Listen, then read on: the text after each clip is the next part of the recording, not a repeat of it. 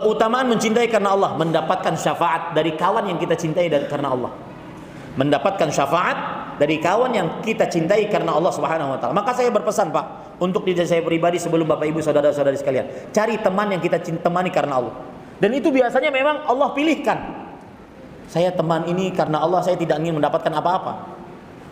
Ya. Dan itu boleh diumumkan.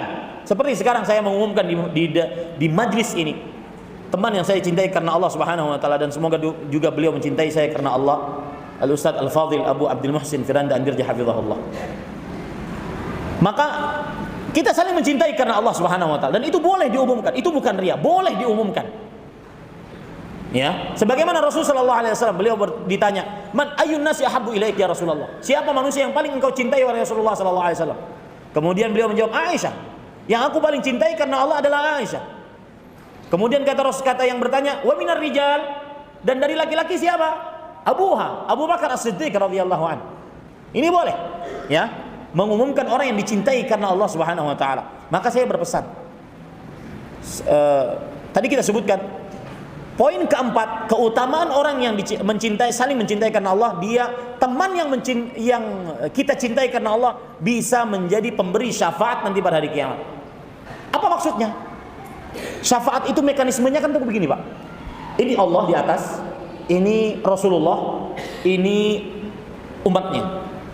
Syafaat Rasulullah berarti Rasulullah datang kepada Allah, meminta kepada Allah agar orang ini diampuni.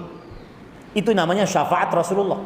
Seperti misalkan juga hadis, as-siyam wal Quran yashfa'ani yaumal qiyamah. Puasa dan pembacaan Al-Quran akan memberikan syafaat nanti pada hari kiamat. Sama itu mekanismenya. Bacaan Quran kita atau puasa kita akan menghadap kepada Allah. Kemudian dia akan minta kepada Allah agar orang ini diampuni. Yang berpuasa tadi diampuni, yang baca Quran tadi diampuni. Itu namanya mekanisme syafaat. Nah, begitu juga teman yang bisa memberikan syafaat. Teman itu nanti akan datang kepada Allah, "Wahai Allah, ampuni teman saya karena Allah Subhanahu wa taala." Itu mekanisme syafaat. Apa dalilnya? Allah Subhanahu wa taala berfirman di dalam surat Asy-Syura ayat 101. Allah Subhanahu wa taala berfirman, "Fama lana min syafi'in wala sadiqin hamim."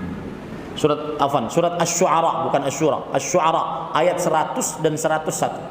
"Fama lana min syafi'in wala sadiqin hamim." Yang artinya, maka mereka di hari kiamat tidak memiliki pemberi syafaat. Tidak juga ada teman yang bisa memberikan syafaat.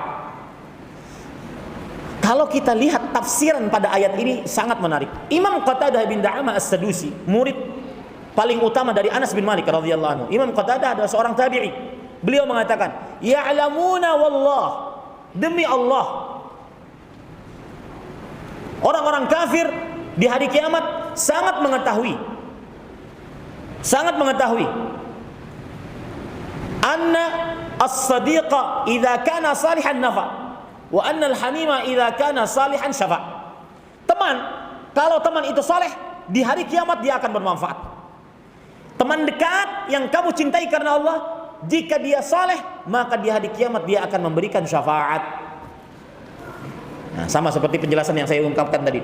Kita tidak akan benar-benar menginginkan keistimewaan ini kalau kita tidak tahu hakikatnya. Hakikatnya bagaimana, Pak? Mungkin di hari kiamat kelak, na'udzubillah, mudah-mudahan kita dijauhkan dari perbuatan ini, ada kerabat-kerabat kita berlari dari kita. Sebagaimana dalam surat Abasa, yauma yafirul mar'u min akhihi. Seseorang pada hari itu lari dari saudaranya. Wa ummihi wa abihi, lari dari orang tuanya, ibu bapaknya. Wa sahibatihi wa bani, lari dari istri anak-anaknya. Artinya keluarganya tidak bisa memberikan syafaat. Ternyata kalau dia mencintai seseorang yang karena Allah, mungkin teman ini yang bisa memberikan syafaat. Ini pentingnya berteman karena Allah Subhanahu wa taala. Baik.